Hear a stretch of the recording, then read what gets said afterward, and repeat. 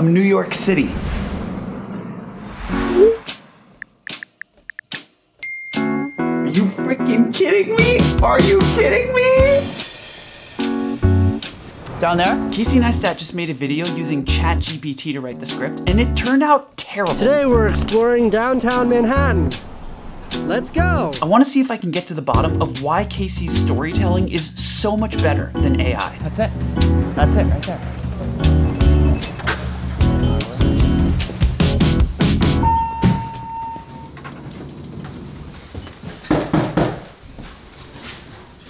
What's this one? Yeah!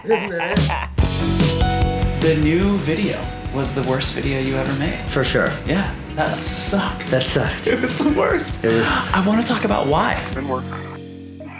Thermal cover's closed.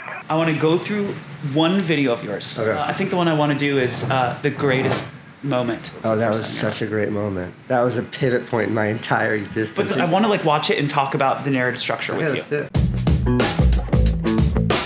The greatest moment of my life, not including like when my kids were born or like my wedding day or any of those important things. Okay, the greatest moment of my life happened to be captured. Pause. That bass that comes in. Yeah. Right when you say, you get quiet and you go, the greatest moment of my life, and then the bass comes in. Why did the music come in there? When do you decide to put music in? So my favorite YouTuber slash the greatest YouTuber in the history of YouTube, a guy by the name of Van Neistat. To me, creativity is that trance. You are not really conscious. You are just the thing that you're making. Van edits his videos completely and then has someone score them. By the way, I will not stop talking for sirens. Don't Let's fucking just stop. bulldoze. We're gonna blow through it. And I don't know how Van does it, because for me, I have sort of two rules when it comes to editing. One is that I can only edit chronologically. I start with the first frame, and when I get to the last frame, the movie's done. I don't edit clips. I don't do string outs. I don't do any of that. Do you edit? So you do color. You do. I don't color sound. anything. I do you don't straight color from anything. camera. So, but you do sound on the way. yeah. Automation on the way. Everything on the way. Titles, everything on the way. And then when you get to the end, you don't It's go done. back and. I might go back and finesse, but the point is like right now when you came up here and interrupted my day, I was 4 minutes into. Fuck you too. I was 4 minutes into editing a video that'll probably be a 6 or 7 minute long video, and I'm 4 minutes into the edit, and those 4 minutes are complete. Yeah. And the reason why I do that is like I then export those 4 minutes, and I'm sitting here watching them, and this is a little special. This doesn't always happen. Usually I shoot the whole video, then edit the whole video. But like I finish those 4 minutes, and I'm like, what am I saying here, and where am I going with this? So 4 minutes of the movie's done, and I don't even know what the rest is. So you're not planning the narrative arc ahead of time? No. So when you start shooting, you don't know where it's going. I have an idea. So you edit, and that's a way. So you know what this reminds me of? There's some people that say writing is thinking. When you write, it helps you think. And for you, editing is thinking. Editing is storytelling. It sounds like it helps you actually make something better by editing it together. Yeah, my wife says to me, she doesn't say it anymore. She's like, I only understand how you feel through your videos because you have no other way of communicating your emotions. I think that's fair. Yeah. Okay, so why does the music come in at 12 seconds? I mean, the short answer is, I don't know, it's just intuition. But the long, like if you're asking me to really analyze it now, I think it's just about emphasis. So like by starting out with this, this like drum and bass line. Right. It's saying like, you don't have to listen, you don't have to pay attention to anything but what you're seeing in front of you. And what you're seeing in front of you is literally text. Right. And then it sort of drops out of the perfect. The greatest moment of my life, not including. This isn't scored. That's a song that I'm chopping up. Yes. It drops out in a beat. And then it's like, boom, let me set up this video for you. Right. And then the opening line is tied into the title, which this was not even the title of the video. I renamed the video. Originally, the title of the video is about Jericho, but he's a soldier and he's holding a firearm in the video. And I posted it and nobody watched it. And then like I called YouTube and they're like, if there's a gun in the video, it can affect it. And I was like, ah, shit. So I renamed the video without changing the edit at all to the greatest moment, which is the first line of the video. That's so interesting because I was going to talk about how you flipped the script on us. Yeah, I did. Called the greatest moment. I didn't. You intended to have it be about Jericho. Yeah. Okay, great. So what you're saying though, just to get to the answer to the question, what you're saying is the music comes in there to emphasize the point that you're making, which is like something about your videos. No? It's not to emphasize the point. Well, you initially asked why the second bass line comes up. Why does that bass line come in there? I'm trying to get to the bottom of when you add music. What is going on in your brain? Because I'm trying to get to the bottom of why is Casey better than AI is what I'm trying to figure out. Music is just, it's another guide. It's another tool to help the viewer through the story. So that's how I use it. It's like letting the viewer know what they should be paying attention to and when. It's letting the viewer know the sense of momentum. It's a crutch to let the viewer know how they should be feeling.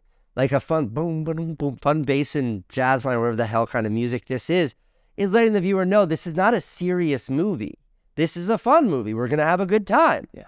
And here we go. Yeah. Here's your setup. Great. Perfect. Keep going. Not including like when my kids were born or like my wedding day or any of those important things. Okay, the greatest moment of my life happened to be captured on camera in my daily vlog. How young I am. Okay, can we pause there? Archival footage. You use a lot of it. Yeah. Can you just tell us a little bit about, like, how did you find that clip? Took me 45 seconds. How is that possible? Everything's referenced. Where? How? What's your organization system? It's all cataloged by date, year, month, week, day, chronological order based on camera that it's shot on. But you must have literally hundreds of terabytes of footage. So how do you access that footage? It's just, it's all in the back. I don't have it on this machine, but I just use a little SSD drive as a run it back there, plug it in, pull it up, drop it on there, bring it back, plug it in. On little individual drives? It's just what I use as a shuttle. I have a monster. Oh, you have like a big server thing back there with all the footage on it. Yeah. Okay, and then you take it back and forth a little drive. Yeah. Got it. Okay. But I could bring up anything like that. Unfortunately, only from when I began the vlog, sort of going further back now, it gets pretty complicated. Yeah. A lot of that is still on DV tapes that are right there. Yeah. Up in that shelf. I have 100 hours of mini DV tapes. I probably have 100,000 hours of mini TV tapes. A lot of that's been digitized though. Yeah. Boosted board. So fast! That clip is archive clip. The So Fast thing. Went out of business right around the same time. Okay, cut here. So, new shot, new location. When you're telling a story to camera, do you write out a paragraph on what you're going to say? Ever. You just say the first bit of the story, and then you change locations, and you're like, okay, I've recorded 3 lines here. I'm going to change locations. Why do you think about changing locations like that? Because this is moving the narrative forward. So there's a slight pivot in the narrative. I've told you what the greatest moment was, and now I'm giving you context. It's not a different thread of the story, but it's a little bit of a pivot. So it's a straight line, and now it's turning this way. So let me let you know that with a different angle. So like when you started recording this video about your boosted board, did you know that you were going to hang with Jericho and that this was going to be tied in with Jericho? Or did you just start by talking about... Jericho is just like somebody I love, and I think he's a fascinating, incredible human being. And I don't remember where the hell he and I were. It might have been here in the city. He had like a free night, and we jumped on boosted boards, and we were zipping around. I think I posted an Instagram clip of him, and my younger brother, who's also a veteran and is also very close with Jericho, texted me and he's like, I've never seen him smile like that. So I immediately called him. I was like, Jericho, I've got a brand new boosted board for you in the box whenever we're in the city next. And then it was like 2 years before we came together. Yeah. And the coming together happened just as he was completing this around the world trip where he's looking to raise money. And I was like, you know what? I think I can make a video where we tie all this together. So you had a sense that you were going to tie boosted boards in with Jericho, but you didn't really know how. That, like, sitting down with the veteran and talking about how he's trying to raise money for children who have lost their parents, or parents have been disabled in combat. I mean, like, that's very compelling, but like, this is a hard, cold world we live in, and people don't give a fuck. Everybody has their own problems. That sucks. So let me give you a fun thing. Let me let you know why you should care, instead of just telling you to care. And why you should care is like, because Jericho is an awesome guy, and this is why he's awesome. Like, dedicated so much of his life to this because it's that important. And if you still don't care at the end of that, that's also okay. But at least I know you have the same understanding that led me to care, and maybe it'll get you there. Andrew Stanton, the director of WALL-E and those Pixar films, he describes the first 5 minutes, like the first 5 minutes of Up. He's like, make me care. Like, I want to care about this thing that I'm watching. Make me care in the first 10 minutes of the movie. I think that's one thing that ChatGPT or GPT-4 in general doesn't do a good job of that you do a really good job of. When I watch the first 3 minutes of your video, it feels like something important is about to happen. I have no idea what the fuck is about to happen, but it feels like it's going to be important. I try. Okay, let's keep going. We decided to move back to New York City. And I had this bleak realization that someday in the not too distant future, I will both be living in New York City and all my boosted boards will be dead. Bleak. So I decided... Okay, right there. You just say the word bleak, but it's a different angle. It's punched in. You're emphasizing it. I'm just curious, when you're recording that vlog, what goes through your mind after you finish that line that makes you want to pull the camera closer? The most important word in that line is the word bleak. And I glossed over it the first time. I had this bleak realization that I might not have the boards. Bleak. You know, like without that word, it might be like have the boards. Like, where's the emphasis?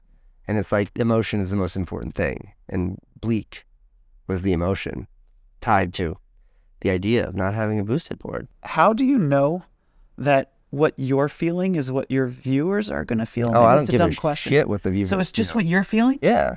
So when you watch that back, you're just trusting your own response and thinking, well, maybe other people will feel that way too. I don't even go to the second part. It's just your own response. Yeah. I don't care what the viewer thinks. But you do. I don't know that I do. If I like it and I think it's great and it works for me, then that's it. Is that really true? Sure. What if your videos didn't get millions of views? Would you still make videos? Yeah. And you did. You did still make videos. Yeah. Yeah. So you really don't give a fuck. I used to put them on VHS tapes and like give them to people and hope they'd watch them. I didn't care. Yeah. I mean, I had dreams and aspirations that I thought my videos could get me there. Like, I'm not like some pure artist who makes a perfect painting and hangs it in a basement somewhere.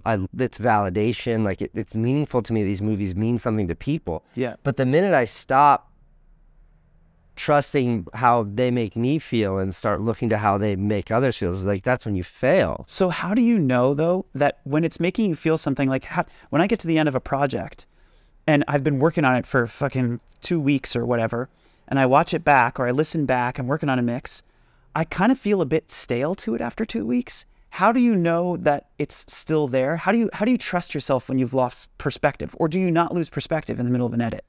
Well, I don't, unless like somebody interrupts me and is like, hey, let's record a video about your fucking videos. And like, I have to stop.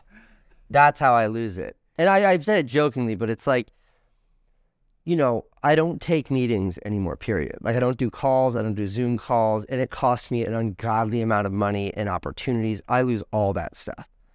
Because like, if you're a ditch digger, which I've been many times in my life, you start digging that ditch, you can drop the shovel, come back the next day, the next week, the next year, and the hole's gonna be exactly where you left it. But there's something sort of Sisyphusian about the creative process, wherein if you hit the brakes and stop, that ball rolls right down to the bottom. Like, the video that I'm literally making today is about procrastination. And I would have thrown it away. I would have given up on it a week and a half ago. But there's like a brand deal tie-in to it, and that's how I make a living, and I have to finish it. But I would have given up a week ago because I got distracted mid-shoot and went somewhere else in my brain and did something else and just lost it. Like, I lost the thread. Yeah. And it's funny because like how I'm ending the video is talking about this idea of like, anytime I've taken on a big project, I've sort of failed invariably because I lose focus. And like, why I love making little videos that I can start and finish in a day is because that's a straight line from A to B. Just get rid of all distractions. Like, my studio's filthy right now because I have no employees. I don't have an assistant. I don't have somebody that helps me with my phone calls or my schedule. I don't keep a schedule. I don't have a calendar. I don't take phone, like, nothing. I am just nothing. Like, my agent doesn't know how to reach me, and that's fine because I just want to sit here alone and figure out how to make videos. Let's keep going. I love that. Then and there, to build out a boosted board surplus that would last me for the rest of my life. Lifetime boosted. Some music comes in there. Classic top-down Casey Neistat shot. You're planning some shit out on you know, whatever paper and pen you have around. At this point, we're 52 seconds into the video. I think we're gonna watch a video about your boosted board journey to make sure that you're covered for life on boosted boards. That's what it feels like at this point. And by the way, I shot that, like, this, the boosted board part of this, which I think is maybe 90 seconds. It could have been a 10-minute video. And I'm editing it, so there's so much on that. I'm editing it back, and I'm like, I'm losing the script here because I have that. And like, this is such an abbreviated tease about my lifetime boosted surplus. So you chopped that out. I cut all of it out. I cut all of it out. This is nothing. Now wait, when you said I'm losing the script, it's a script in your head. No, I'm losing the script of the movie I'm trying to make. But that's what I mean. Like, how do you know what movie you're trying to make? Well, I didn't. I figured it out in the edit. Did you shoot all the Jericho stuff first? I shot everything first for this video, yeah. And then this you was all in a day, didn't have much time. Okay. Like the whole boosted part, Jericho was getting here at 10:30, so the whole boosted part was shot between 9 and 10:30. Frantically. Oh my God. Yeah. Okay. And then Jericho got here, and then you edited that night? Yeah, the next day. It was a quick turnaround. Okay, so when you said I'm losing the script, you knew you were going to get to Jericho, but the boosted stuff was taking so long, so you chopped it to 52 seconds. It wasn't that it was taking too long. It was just too distracting. Like if I was as a viewer, I was starting to get so invested in the boosted storyline that when that 180 happened, I was mad. Yeah. I was like, how dare you? Yeah. And instead, let me just keep the boosted part as sort of a preface, a contextualization, like a teeing off of a bigger story. Beautiful. Beautiful. Boosted surplus. I need to prepare for 33 years of boosted. That means I need about 11 boards. So let me walk you through my. Okay. That part where I dropped the notebook, that was 6 minutes of monologue before I dropped it. All chopped out. Wait, can we go back to board? Right there. There's so much more. There's an encyclopedia. And watching it back, you were like, I'm losing the script. Cut it. Yeah. Okay. So when you have those top-down shots and you're like doing the math, it looks like you have a plan. Often in your videos, it looks like you're like concocting something and you're using these sort of visualizations to like take us along on what's in your brain. How do you think about when you visualize something? Because that's not like a super complex plan. You're like doing multiplication to figure out how many boards you need, but it makes the video so much better to see it written out on a piece of paper. Yeah, I mean, so hearing somebody explain math doesn't work. It's like hearing somebody explain a color. You just show me. Yeah. And then I'll understand it. Yeah. I'm not that good at math. This is like very basic arithmetic. Yeah. So if I can show it to you, that makes sense. Okay. Let me walk you through my current boosted board inventory. These four are my. This shot is like so square and symmetrical. Do you do that on purpose? Yeah, always. I get super frustrated if shots are skewed. Even a little bit. Yeah.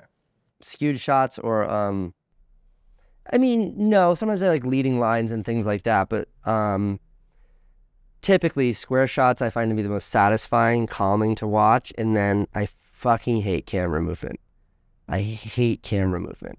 Really? Sometimes it's necessary, totally necessary, but if you go watch my videos, 9 out of 10 shots are static. I hate camera movement. Why? Do you know why? Because as a human being, like if you watch any mom film or kids at the park or the dog running around, it's always mimicking how your head works. But like, I don't know how many frames per second our eyeballs are, but our eyeballs and our brain can process so much data. We have these wide angle eyes and we can process this data. So you would think intuitively you can do the same with the camera. You absolutely cannot. So there's so much fucking information in this shot. If the camera's moving, it's like, wow, let the action move, not the camera. And that's it. And I hate camera movement. And for some reason, like YouTubers, like I remember at least when I started vlogging, every vlog was just this. And it's unwatchable. I cannot watch it. Yeah. I can't watch it. Daily drivers, 4 boards, fully charged, ready to go at all times. So that sequence there, you're very communicative, and it kind of works. It looks like it works just super well. Like you just say it and then it's exactly as you would say it. It feels very natural, normal. Do you do multiple takes? Sometimes. If I catch myself being inarticulate or circular, that's kind of my biggest insecurity, being repetitive. And how much do you think about what you're going to say before you say it? You don't. You don't write it out. You don't plan it out. No. I mean, if you go back and watch the raw footage, I'll be like, whatever that line was. But yeah, that line was like, this is my daily drivers, 4 boards, fully functional. So there's probably a clip of me where I'm like, this is my daily drive. Like just to, like, did that, what I just say make sense? And say, yeah, that's it. Yeah. And that's at the most, but okay. Typically no. Okay.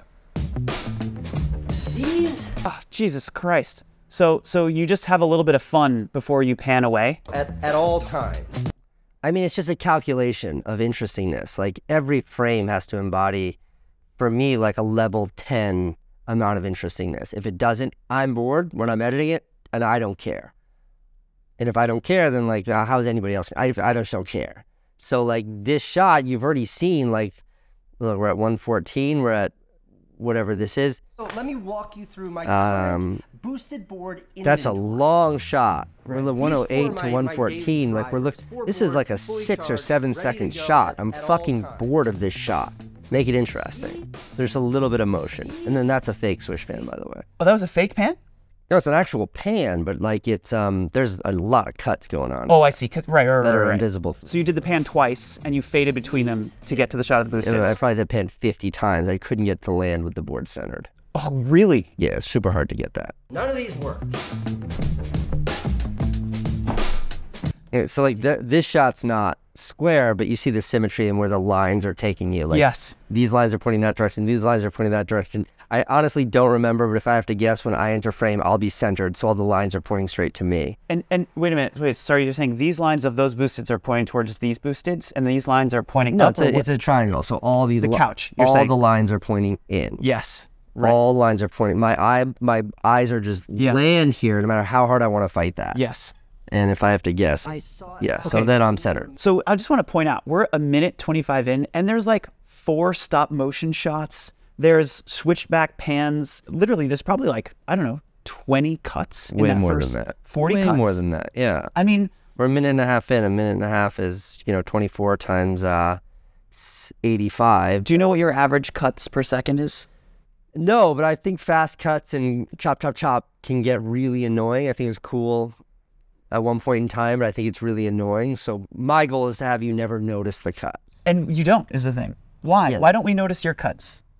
I don't know the answer to that. But when I'm editing, if you notice the cut, it's a failure on the part of the editor and the cinematographer. How much do you think about cutting on action? Maybe. I know that rule, but I've made 1,000 videos. Like, all I do is this, so it's pure intuition. That's why I refuse to learn any more editing software. All I need to use is straight cuts. I don't want to learn anything else. Having to learn something new fucks with my intuition. Like, it needs to be pure flow of consciousness. What is your software that you use? Final Cut. That's not an endorsement. It's not. No, I like Adobe. I think Is it X or 7? X, yeah. X, You can't run those- 7 anymore, really. Okay. It was iMovie before that. Yeah. Final Cut's fine. I think Adobe really, really makes some kick-ass software. All people that I work with, they all use Adobe. So I think Adobe's great. Final Cut definitely does the job. Yeah. So yeah, but I've no. Okay. Remaining dead stock that is like brand new boards that you could still buy, and then I bought all of them. But So you say the word "but." Now this is just this is a Jack theory. This may not be how you think about it. You do a thing where you set up a mystery by asking a question or saying something or saying, "But my friend just did some shit that no one's ever done before," and then you often cut to a time lapse or a montage or some action, something, some sequence. You're going somewhere. Is that intentional? It feels like you're giving us a reason to keep watching, and then you make us keep watching and you get us through the action sequences like that. Are you thinking about posing a question or creating a mystery for us? Maybe. I mean, I guess I don't intellectualize my process or the videos ever. Like, you're challenging me right now. Yeah. And I'm comfortable and confident answering anything you ask, and I think that most of your questions are spot on. But none of this shit is considered. You don't I think just about like, there's nothing more satisfying in life than surprise and delight. Surprise, I was not expecting that. Delight, I like that. So if I can figure that out in here, even when I'm talking to people or like in conversation, or like as soon as you leave, I'm going to Big Wong to get lunch, and it's like, I like to bring friends to Big Wong, so I'm like, you're not going to believe this place. And they come, and it's this crazy Chinatown restaurant, and they're so surprised, and then it's so fun, and they're delighted. And like, surprise and delight are like the most lovely thing. My children love that. So with an edit, yeah, if there's an opportunity to do that at every turn, especially when I'm introducing new information, like, you're not going to believe this. You love it. Like, that's great. As a viewer, that's my favorite thing. Yeah. So I love comedians. What I'm doing, by the way, is like, whatever you have that you're calling intuition, I don't fucking have that. And I don't have it with songs. I don't have it with videos. And I have to you know, for better or for worse. I have to fucking think my way into it, which I'm not proud of, but like I have to think about it really hard in order to figure it out. And I'm trying to figure out like how you just intuited that. I guess it's just decades of filmmaking. Yeah, I mean, I think it's like whatever the 10,000 hour rule is. I probably have 100,000 hours. Yeah. Into editing. It's like when you make 800 videos in 800 days, like something happens, or you have to find this story. You have to figure out the best way to tell it. But yeah, at this point in time, it's pure intuition. But you see how that's blinking like that? That's an error message. This never before ridden boosted board does not function. Maybe it can be fixed. Maybe that battery needs to be replaced. Two of my last 6 irreplaceable, brand new, unopened boosted boards. 2 don't function at all. These guys here, they're toast. And today, January. Again, these lines are just pointing right at you. Yeah, so you know where to look without losing what we're talking about. Yeah.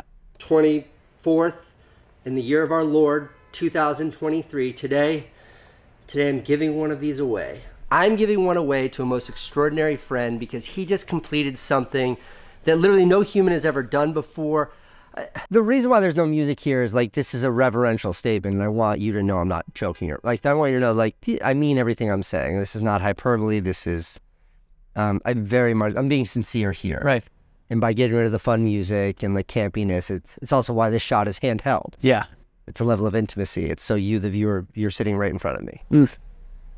It's an amazing story. Okay, so we're now at 2:11. Now I feel like you've done this flip where you've just set up a new thing, but you haven't told us what it's going to be yet. You just said, I'm giving it away to somebody who did something fucking incredible, and it's an amazing story. Now we're at 2 minutes and 17 seconds. I thought I was watching a video about boosted boards, but you've just told us the video is about something else. Yeah, it's your basic 3-act narrative. It's set up conflict resolution. It's Jack and Jill went up a hill. Okay, cool. Why? Fetch a pail of water. Got it. Jack fell down, broke her crown, and however that nursery rhyme goes. But it's like a 3-act narrative. Every good story has that. Really? Do you think these, like your videos, do you think in acts? No. No, but invariably, you could click on any one of my videos and I'll find the 3 acts for you. So they just come out. That's just how your brain works. Storytelling. It's like, if you want me to tell you a funny story about my dog, what my daughter did last night, I promise it will come out in 3 acts. Like, it's just, I think it's good communication. Yeah. Yeah. Okay. Long montage here. This is not a long montage. That is like that shot was 30 frames. No, I'm saying this whole sequence. It's a little too good. See, I feel like now we see the person's face, but we still don't know who they are. Well, that's important. You, the viewer, need to be asking, who is that? Right.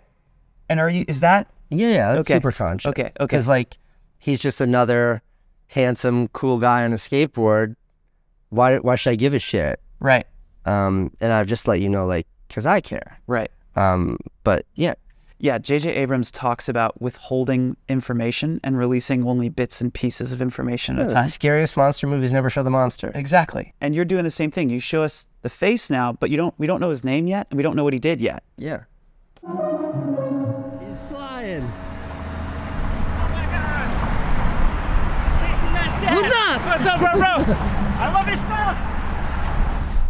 stuff! Jericho, what's your background? And now we learn his name. But that's like 30 seconds-ish between when you set up that there's a person and then we finally find out his name 30 seconds later. Yeah, and the text is up there so you know this is like, he is the guy. Yeah. And that was important. And then also, like, I didn't give this too much thought, but, like, initially I wanted, and I told him, I was like, Jericho, we'll just sit down and we'll talk about what you did. That's it. And then we'll go ride skateboards. Right. But I was thinking about that ahead of time, and like the thing about Jericho, and for what it's worth, a lot of really badass veterans, a lot of really badass soldiers that I've had the pleasure of getting to know in my lifetime, they're the most humble, reserved people who do not want to talk about why they're so special. And Jericho's the same way. This is a guy who spent his entire life fighting, not teaching, not on a boat somewhere, fighting. like multiple, I think it's 13 or something like that, combat deployments. Like, that's insane. That's wild.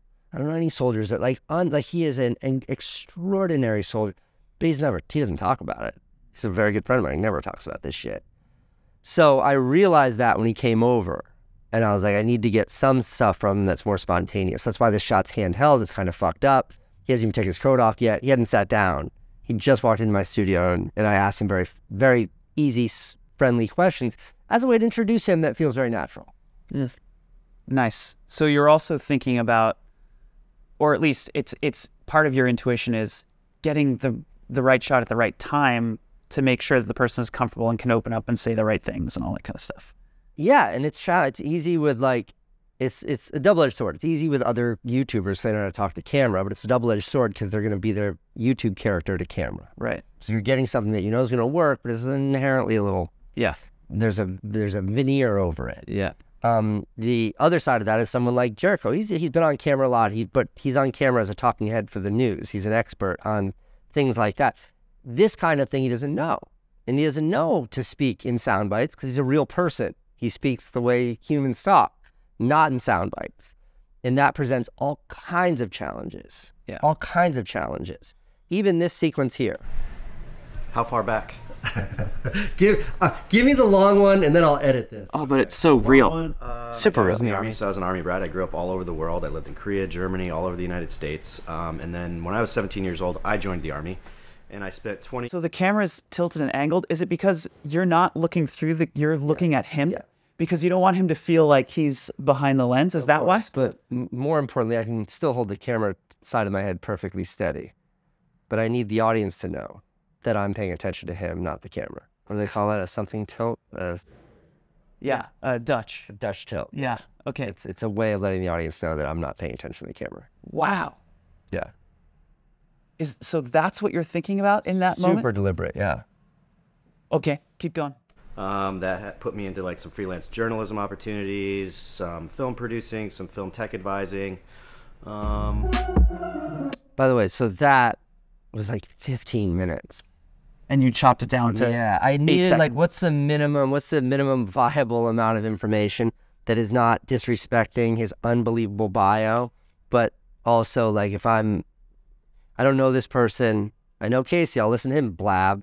I don't know this person, like just why? So it's not like, you don't need to know him, I just need you to know a little bit. And that's a very challenging thing to do while being very respectful of whomever it is that you're interviewing. That's a very hard line to walk. Why is it hard? Because my biggest insecurity is that I'm somebody that is taking the time to film with me. I'm not doing justice to who they are because it's not good enough for my video. Like, I'm compromising the integrity of his biography. For your gains. For my gain. Like, that is a tremendous insecurity of mine. And certainly with someone who has dedicated his life to fighting and combat and all of that, but like, you know, even when like I'm looking like this preview here, it's like my dad, like say with my dad or with you, like I don't want to step on your toes because it makes my video better. It's a very big insecurity of mine.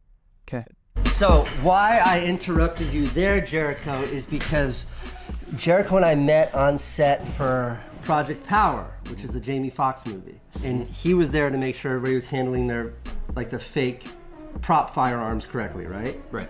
And I was just there because I'm friends with the directors and they gave me a spot in their movie. Which Can we cut again for a second? Like, So he's laughing because he knows the reality of that story. That was the biggest nightmare on set. Even Jamie Foxx was like, why would you cast this guy? And then halfway, by the way, we talk about this and I cut it all out.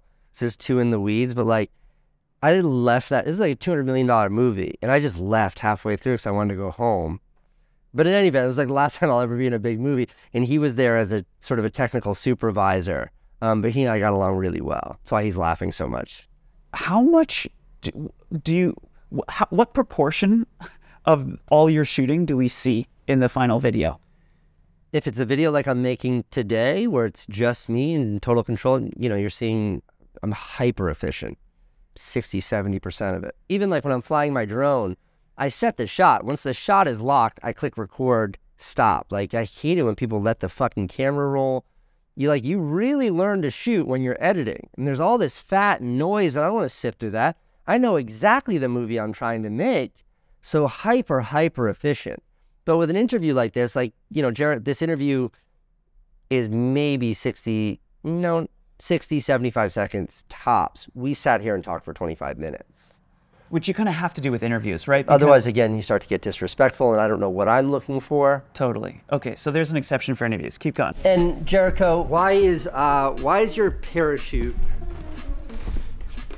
Why is your parachute on my couch, Jericho? They're the parachutes that I used during our most recent adventure where we... Did you just get that idea in the moment while you were interviewing him? I'm going to pull up the camera and go over to the couch and show the parachute. No, that's like 20 minutes after the previous line. I chopped out 20 minutes. And the thing is, like, it's just not, like, you have 3 cameras rolling, so you're cutting between. These shots are still fucking boring. I just had 1 camera. And if I'm the viewer, I'm bored of it. I'm bored. I've seen these 2 guys talking. I'm starting to fade, starting to lose interest in whatever the fuck they're talking about. Okay, I want to be in the room with them. So by having a handheld camera motion there, there's such deliberate intentionality with that camera movement, how it's moving. So me, the viewer, I'm now in the room and it's fun. And I'm like looking around. I'm like breaking down the 4th wall. And do you feel like that, which you do, by the way, all the time, you're about to do right now, because you tell him, hey, I'm trying to set that up as like the big thing for my audience. Right. You tell him, which is like such a self-reflective moment in the video. We don't see that coming from AI either yet. But keep going. Recent adventure where we went and skydived onto all 7 continents in the shortest amount of time possible. Jericho, I was trying to set this up as like the big thing that you did that I'm trying to share with my audience. You just glossed over the fact that you... But you see, like, the laugh between he and I, that is just a beautiful... Yes. You can't script that. You know, I want to show that we are friends. Right. Like, he's not some stranger. Like right. This, what is this, WFLA, NBC... They're not friends with him. This is static. This is boring. He's my friend. Yeah. So by me like calling him out and like teasing him, and then he starts laughing, it's letting you, the viewer, me, the viewer, as I'm watching, I'd be like, oh, that's why I like these guys. I like him because he's Casey's friend, and he's got a great sense of humor, and Casey can like tease him about something that is completely non-consequential, inconsequential, and they're buddies, and I want to be friends with those guys. So in this sentence right before it, you don't finish the sentence. Listen. You just glossed over the fact that you... Yeah. You know what I'm saying. You get the fucking point. Right. Say no more. U.S. and Canadian military service members broke 3 world records. No one else has ever done before. A world record. And I think maybe the most important detail is like the why. Why? The why. Because we all know, I mean, as people are watching this video, we all know you have to do something kind of a little bit jazzy to get attention, and fundraising for nonprofits is extremely difficult. But then to make them click again to donate, super hard. So we wanted to do something really special, something that everyone thought would be impossible, of doing it in under 7 days, in order to get people to follow along and watch. And the more they follow along and watched, then the more they like got on board with their team, the more that they would want to donate to this organization.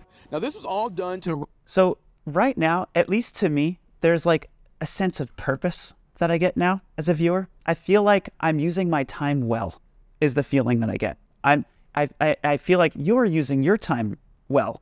I feel like I'm being responsible or something by watching this video because there's something bigger that we're doing. You're sort of delivering on the promise of make me care at the beginning. How much do you think about delivering on that promise? And how much do you think about like purposeful time spent? That's the hard part, is like it took 5 minutes before I believed as the viewer, before I cared. And I cared because it's like, I've already forgotten about the boosted board thing, but I'm sure that plays a role in here somewhere. And then like this guy that Casey's friends with is really awesome. Like you can tell he is just a good guy. So I care about all of this, and he did something that is like, doesn't even sound humanly possible. It's crazy. It's on TV. And then it's like, okay, why? And at that point in time, I'm willing to listen to, to learn about a charity. That's a lot to ask. I don't want to, like, you walk down the street. You have 2 minutes to talk about saving the whales? You have 2 minutes to talk about saving our ocean? And it's like, no, I don't have fucking 2 minutes. Fuck off. I'm trying to eat. And like, there's like, everybody's trying to pull. So why should you care about this ask? And so I took 5 minutes to try to help you understand why you should care about this. And me as the viewer, the only arbiter of whether this is a good video or a bad video, I'm like, by this point in time, I was like, I care. I really like that guy that Casey's friends with. He's fucking cool. It's so the opposite of how we're taught in school to write, where you start with a topic sentence. Here's the point of what I'm trying to say. And then here's my evidence for that point. It's like if you were to write this video, like you would write a paragraph in school, it would be like, my friend is raising money for charity. His name is Jericho, and he just did some cool skydiving. Now watch this video to try and get you to donate, which is the worst video in the world. And is a little bit like the last video you made. That was the worst video I've ever made. That video sucked. But it's funny how editing and storytelling flips like that writing structure on its head. It's the opposite of how to make a good compelling story. Fortunately, Jack, I never went to school and was never taught the wrong way to do things. Beautiful. Let's keep Trying to going. raise money for scholarships for children of fallen service members. Looking to financially support families of fallen Special Operations soldiers get an education. 100% of all the donations will be going to Folds This of is an Honor. easy device I use when I can, which is like, I don't want to have to explain a charity. So by letting these news broadcasters really articulate what the charity does, it's a way of elevating it and also encapsulating it in a much more concise way than just listening to me and my friend explain yet another thing.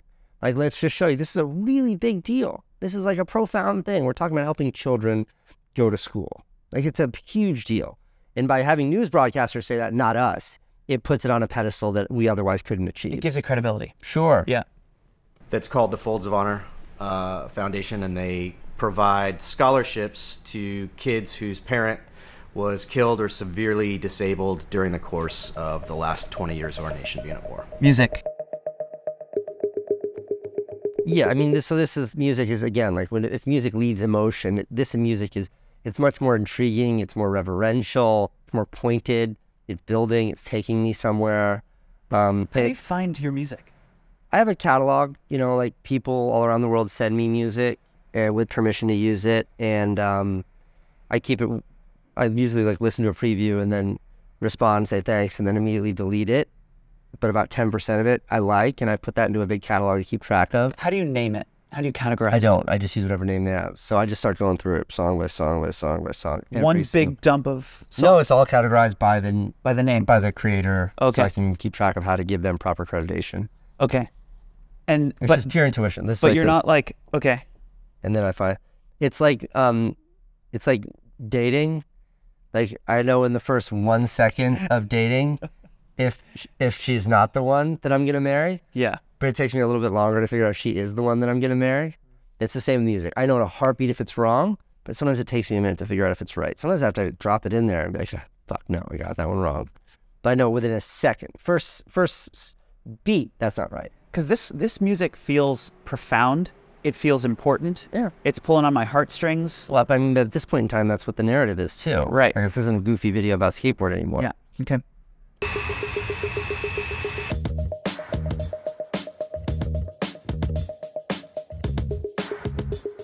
Just badass. It's to show you, like, it's like, wait, what did he do that's such a big deal? And you see, like, most people, every person, actually, I can say unequivocally, no one else in the history of humanity has ever done this or seen these images, at least in the same manner that Jericho and his friends did. So to put them here and just show you what he saw, it's like, oh, shit. Like, that is huge. What was your favorite? And then by doing that shot, it just shows you this is not my footage. Jericho's showing me this footage, and I'm showing you. Makes you feel like you're on the inside of it. It just, yeah, you're me here. You're with us in the room. You're not, we're not showing this to you. We're in this together. Was Cairo your favorite? The time under canopy in Cairo is my favorite, but my actual favorite jump was the one in Barcelona, because it was just super illegal. It makes you love him, That's you know? it. That's why. This whole video, by the way, is about me giving you a boosted board. Oh, sweet. So that's why. He's so good. He's so good. By the way, us sitting here, we didn't sit back down. This is from the initial interview. So you chopped it out of time. Yeah. Yeah. Yeah, this is from the initial interview. But like the beauty of Jericho not throwing his arms in the air, being like, I did it, I get a fucking skateboard.